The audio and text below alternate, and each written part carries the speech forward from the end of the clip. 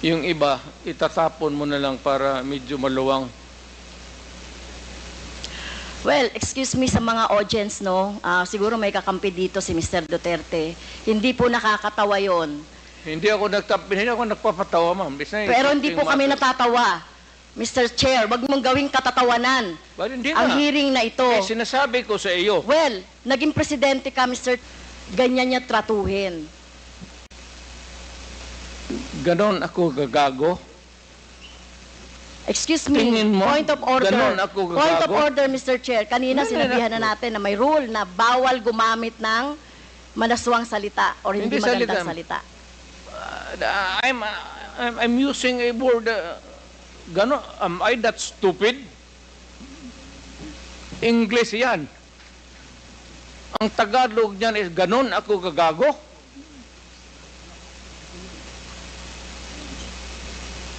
Po ni Mr. Duterte,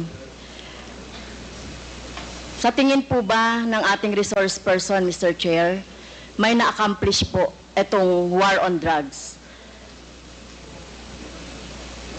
I had to do it because it was demanded of the time.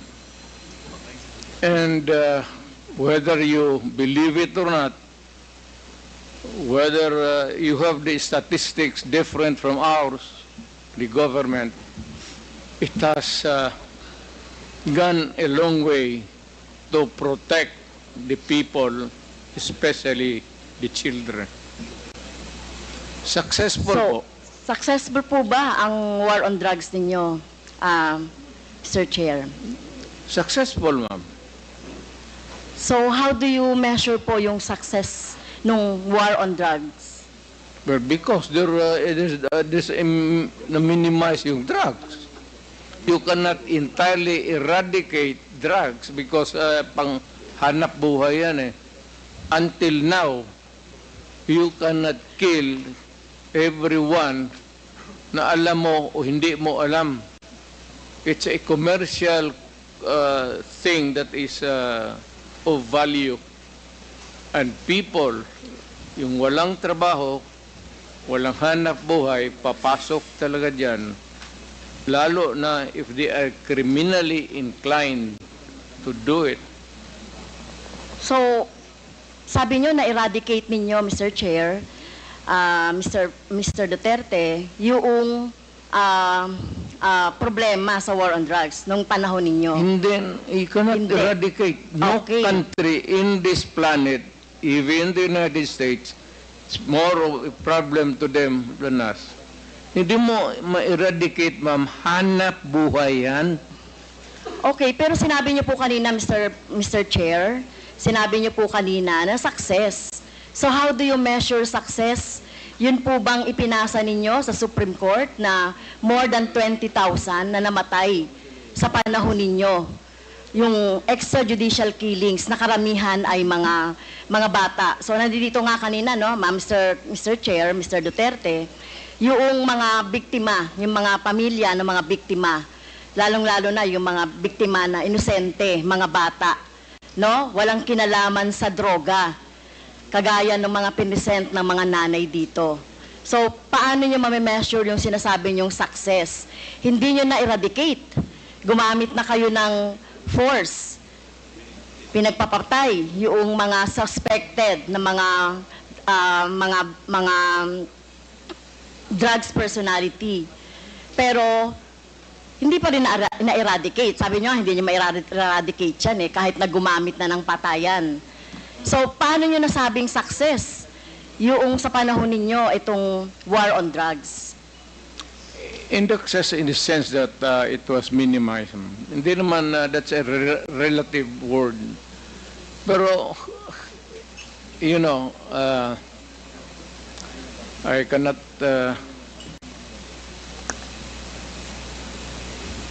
minimize, basta ginawa ko yung dapat kong gawin sa panahon ko, ma'am.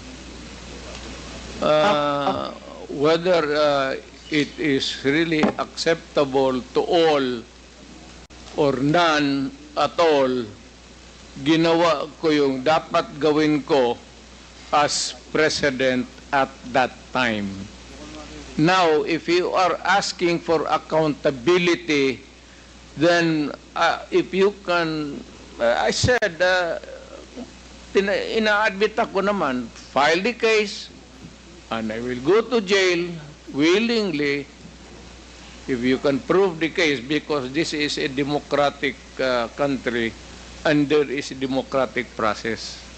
Even for criminals and even for a president or mayor who committed a wrong in the campaign against the drug menace of this country. Okay, so sa tingin ko po, Mr. Chair, hindi kayo naging success, no? Sa dami ng napatay na biktima ng EJK, hindi yon, no? Hindi yon yung makikita natin na na-minimize na talaga yung droga. In fact, tama ba to, Mr. Chair, na wala namang mga big fish na nahuli during your time? So, pwede mang magbanggit, Mr. Chair, si Mr. Duterte, na mga big fish, yung mga drug lord, mga nagmamanufacture ng droga during that time. Kasi ang nakita lang natin ay bloody, no? Dugo ng ating mga maliliit, mga mahihirap na mga mamamayan. Pwede ka bang magbanggit, Mr. Chair, si Mr. Duterte, na drug lord o malalaking smuggler ng droga na napatay or nahuli or napakulong sa panahon mo? Ma'am, magtanong ako. Mr. Chair, ako po yung nagtatanong. Point of order. Teka muna. Pwede po sasagutin na lang ng resource person. Mali yung tanong mo eh. So, Mr. Chair, bakit mali po yung tanong ko? Ang tinatanong ko lang po, may nahuli ba kayo na malaking kriminal, mga drug lords, mga nagmamanufacture ng droga sa panahon niyo po? Kasi ang nakita lang ng tao ay yung mga namatay na mga bata, na mga small time, na mga drug addicts, or mga pusher, etc. O meron mang mga LGU na mga mayor, merong iba. Kaya lang, yung pinanggagalingan po ng droga, meron po ba, Mr. Chair? Meron, ma'am. Marami doon nasa dagat, harap ng Davao. Yung iba naman dyan sa Mount Apo. Can you elaborate on that? Anong dagat at anong tapo? Tinapon ko. Sino po yung mga tinapon ninyo na mga drug lord at smuggler at malalaking fish sa droga? Hindi ko na tinanong bakit pa ako magtanong. Basta pag nahuli, drug lord, I take over, lagay ko sa bangka, pagdating doon sa dulo, talian ko yung kamay pati paa, tapos itapon ko. Okay. So, dapat po magbanggit kayo. At alam ko po, Mr. Chair, si Mr. Duterte ay isang lawyer. At alam ninyo yung due process. At alam nyo ba paano pahalagahan ang buhay? Whether yan po ay talamak na kriminal o wala ng pag-asa sa buhay or whatever, kung nahuli, dapat ay binigyan ng due process, ikinulo, inahuan ng cases, kinulong, at hindi agad-agad ng pinapatay na katulad ng ginagawa ninyo, Mr. Chair, ni Mr. Duterte. Ginagawa ni Mr. Duterte yung sa sinabi niya. Ma'am, ang preso kasi ma'am sa amin is only good for 40, 50. Minsan umaabot na kasi ng 80, 100. Overcrowded na. So, yung iba, itatapon mo na lang para medyo maluwang. Well, excuse me sa mga audience, no? Siguro may kakampi dito si Mr. Duterte. Hindi po nakakatawa yon. Hindi ako nagpapatawa, ma'am. Pero hindi po kami natatawa. Mr. Chair, wag mong gawing katatawanan But hindi ang na. hearing na ito. Sinasabi ko sa iyo. Well, naging presidente ka, Mr. Chair. Correct. Pero dapat alam niyo po yung due process at pagpapahalaga sa buhay. Hindi yung ganyan. Sino bang may kasalanan? Bakit po congested ang ating mga kulungan? 'Di ba? Bakit po sinasabi ninyo, hanap buhay ng ibang mga tao, yung droga? Di ba dapat obligasyon ng pamahalaan na i-provide ng pagkakataon, oportunidad para sa employment ang mga tao para hindi po na ano sa droga na katulad ng sinasabi ninyo, no, mga dahilan. Pero ito po, no, wag niyo pong gawing katatawanan. Kung totoo po yung sinasabi niyo, name names. Sino po yung tinapon niyo sa sa dagat? Nakita pa po ba yan ng kamag-anak niya? Ito katulad po ng mga biktima ng droga, ng biktima ng EJK dito. Wala man, Davao man ako assign, ma'am. Hindi po. Hindi Ito man katulad dito? nito, katulad niyan. Sinabi po Mr. Chair ng ating ni Mr. Duterte na pag may nahuli siya na sangkot sa droga o malalaking fish, tinatapon niya.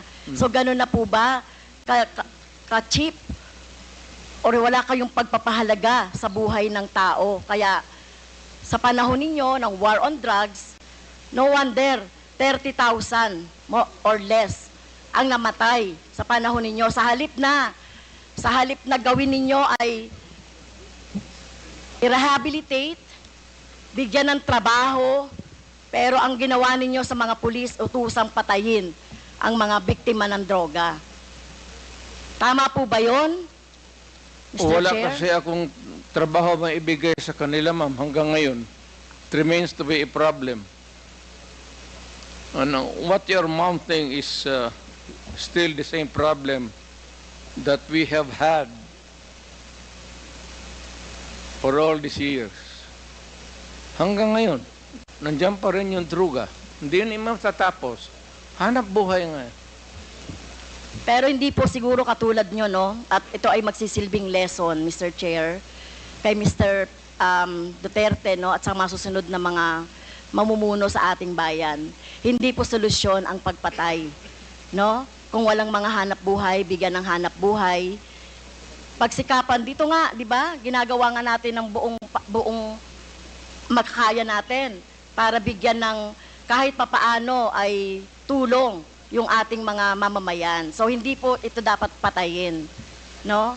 So mukhang mali po yung line of thinking Hindi dapat, ma'am. Pero kung talagang Mr. Duterte. if the situation calls for it, I will not hesitate. And the police should not hesitate, especially facing a criminal who is also going to kill you. Pag hinuli mo, dapat patayin mo talaga. At ayaw ko makita na buhayan kasi gamutin mo pa sa ospital, magastos pa ang gobyerno, tapos tapon mo doon sa prisuhan, pakakainin mo pa.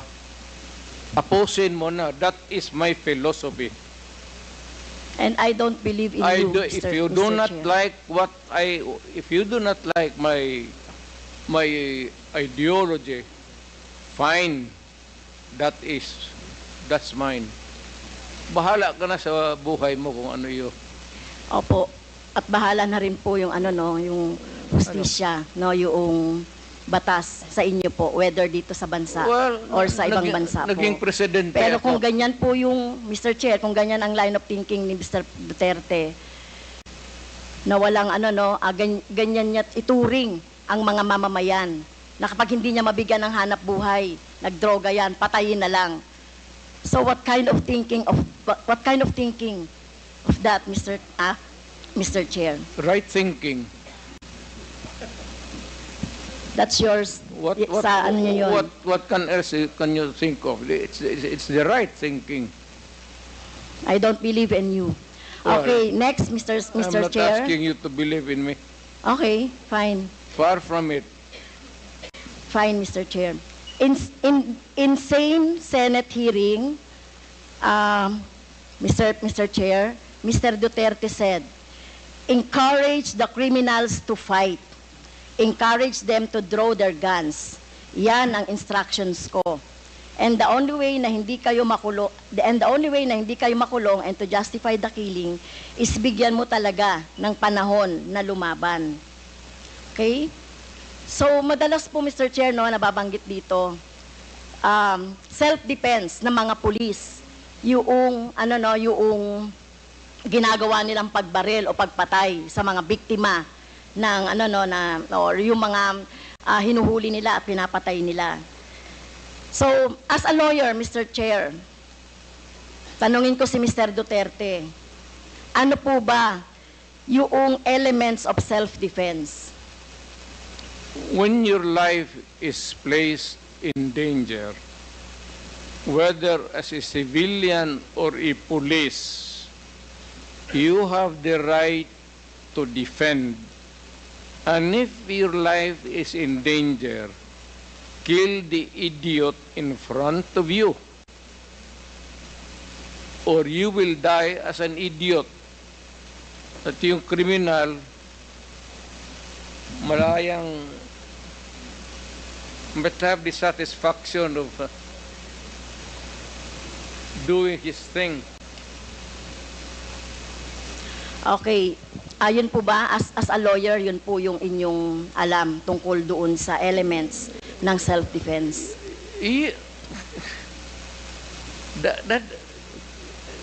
Ibang ano ma'am, performance of duty, yung self-defense, elements of self-defense, kasali yan doon sa, it also at favors the policeman or soldier. Isa lang ang standard niyan, ma'am. Are you in danger of losing your life in front of a person, whether really criminal or your enemy, kagalit mo, and there's a confrontation, a violent activity ensues, and if your life is in danger, put the idiot down.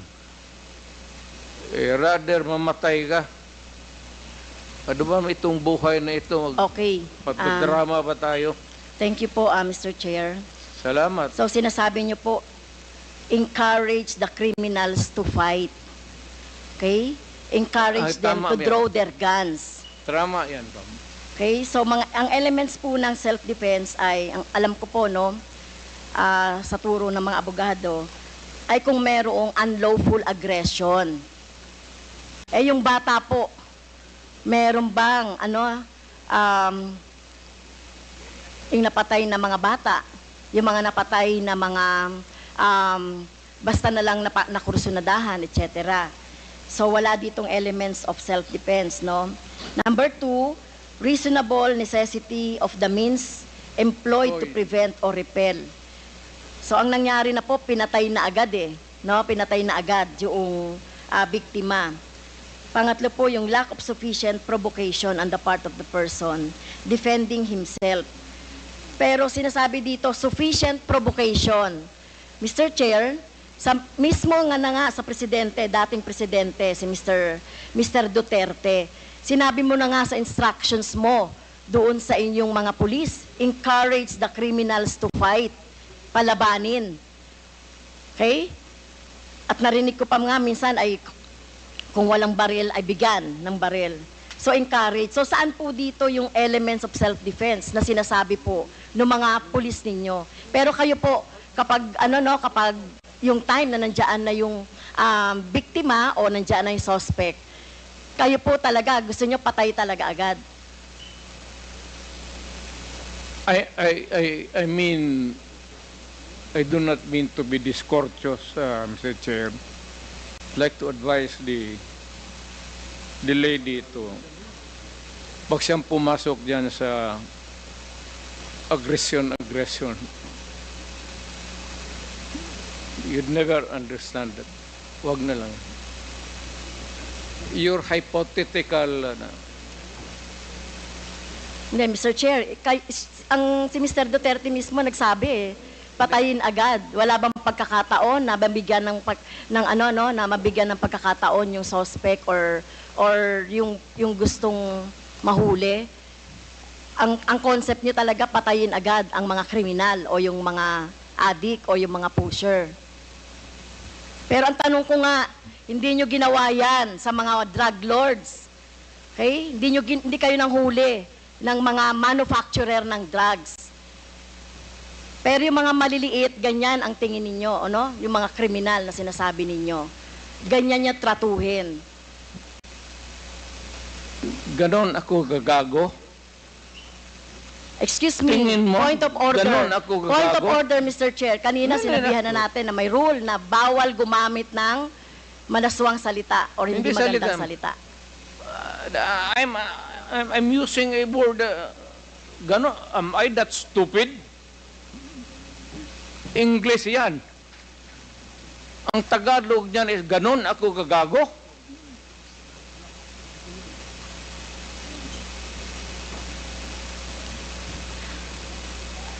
Abogado ako, fiscal ako, ganon ako gagago. Tama kayo, Mr. Chair, tama po si Mr. Duterte, abogado kayo. Pero alam ko, pag abogado, dapat alam niyo po yung due process of law. Alam niyo pong igalang ang karapatan at buhay ng tao, Mr. Chair. Huwag ka magbarurong, ma'am. You do not know me from Adam.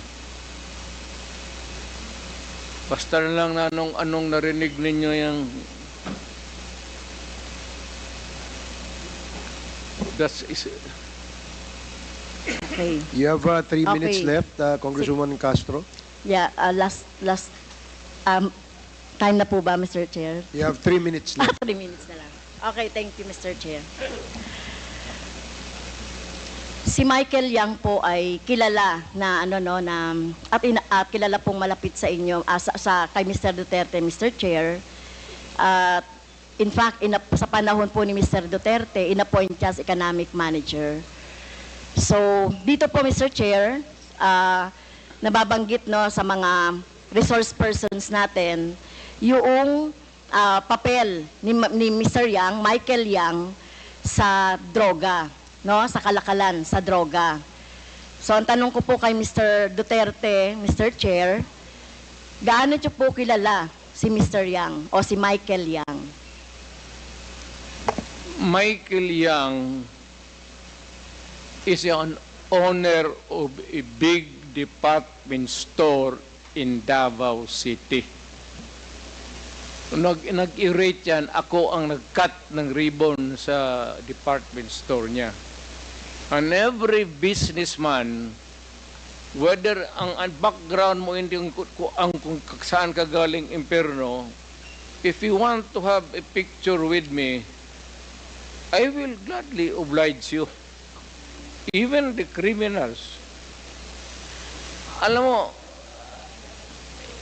do not confuse your, just because they are Chinese and they suspect you. Michael Yang is out there. He has not been arrested. Wala namang dossier na pinapakita sa akin. Kung mayroon ako na ang pumatay, hindi na kailangan ang pulis. Ako na mismo ang... Kung may ebidensya po tayo na involved siya sa droga, papatayin niyo rin po si Oo. Michael Yang? Ako? Maniwala ka? Kung may mga ebidensya po, Oo. papatayin niyo? Sasama, tawagan kita, kasama ko. Hindi po. Ayokong maging... Samahin Ayoko kita. pong maging katulad Ikaw ninyo, yung ayokong masama witness. doon sa patayan. You will So, be hindi a po. witness to a murder. Hindi ko po gagawin yun, Mr. Chair, sumama kay Mr. Duterte para pumatay. Yan ang problema mo. Okay. So, yun nga po, yun pong mga malalaking drug lords katulad ni Michael Yang na sinasabi. Pero hindi nyo po alam na involved sa droga si Michael Yang, Mr. Duterte, Mr. Chair. Mas marunong ako sa iyo, ma'am. Hindi talaga involved yan. Magtanong ka ng involved. pulis ngayon. Gusto Kaya mo, nga. magsama tayo sa NICA.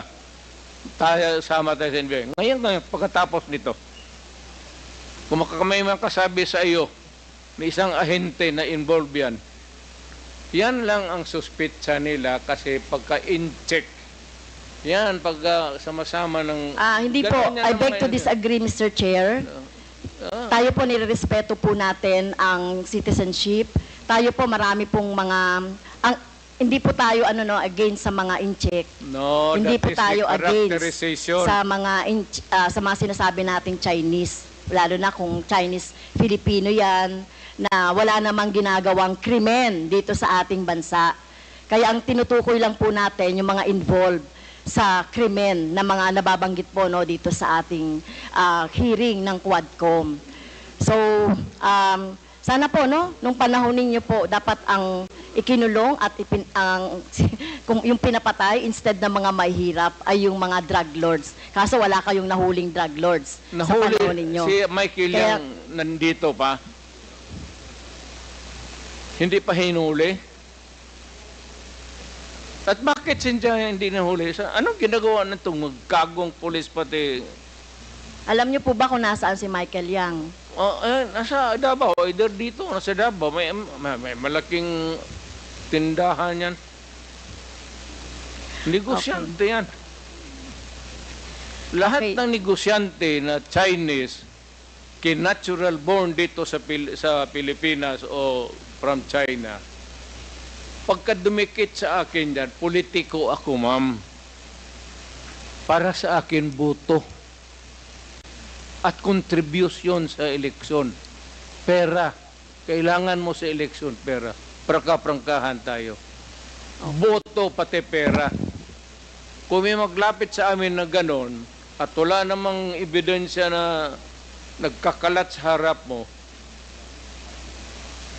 pero ako, pagka sigurado ako na ganon kayang sinasabi mo ngayon, ako mismo ang